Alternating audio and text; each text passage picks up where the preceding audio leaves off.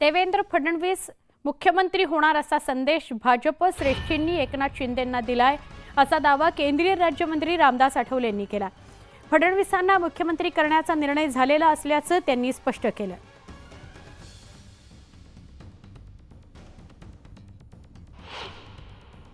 साहब ने 2.5 साल में बहुत अच्छा काम किया है मुख्यमंत्री के रूप पर, और अभी मतलब उन्होंने अच्छी सीटें चुनकर लाई है। 57 सीटें मतलब उन्होंने चुनकर लाई है और बीजेपी की 132 सीटें चुनकर आई है।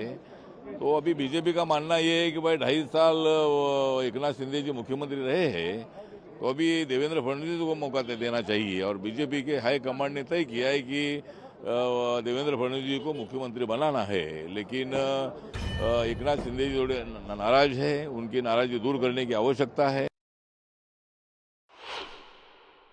रामदास आठवले साहेब काय बोलतात याबद्दलची आम्हाला कल्पना नाही, परंतु याचा निर्णय मला वाटतं या वरिष्ठ पातळीवर होणार आहे। याची कुणालाही आतापर्यंत सूचना किंवा इन्फॉर्मेशन देण्यात आलेली नाहीये। कोण मुख्यमंत्री होणार याच्या नावाची चर्चा सुद्धा आणखी झालेली नाही। नेते काय बोलले त्याचं उत्तर देण्याकरता माझी जबाबदारी नाही आहे।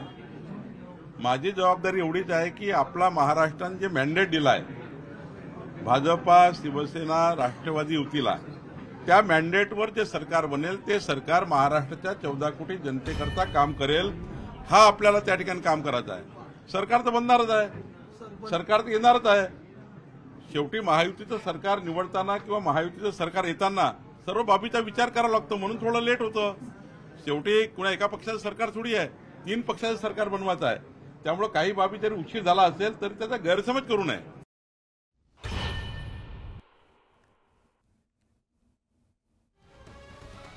एक ब्रेकिंग न्यूज येते। शिवसेनेचे खासदार पंतप्रधान नरेंद्र मोदींना भेटणार अशी चर्चा सुरू होती, मात्र मोदींना भेटण्यासाठी वेळही मागितला नाहीये अशी माहिती नरेश मस्केंनी दिली।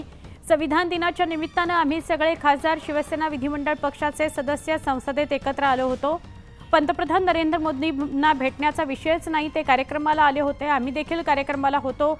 वेगळी अशी भेट, वेगळा असा संवाद त्यांच्याशी यावेळी म्हणजे कार्यक्रमादरम्यान सुद्धा झाला नाही असं नरेश मस्के म्हणाले।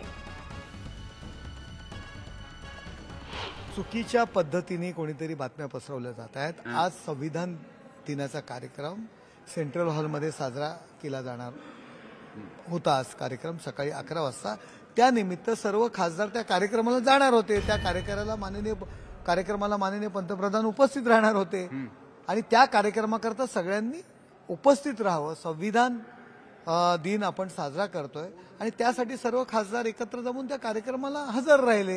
यामध्ये कोणाला भेटण्याचा आणि याचा काही विषयच येत नाहीये।